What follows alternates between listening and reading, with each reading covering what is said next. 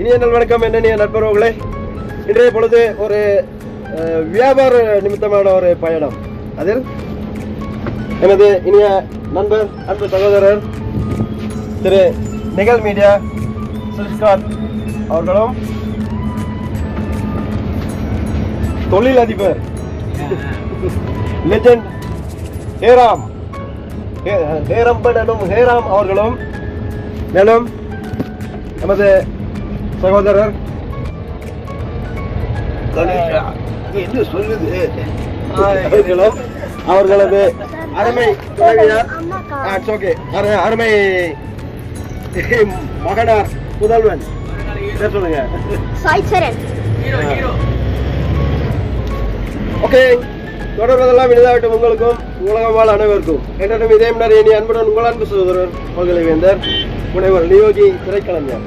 நன்றி, வணக்கம்.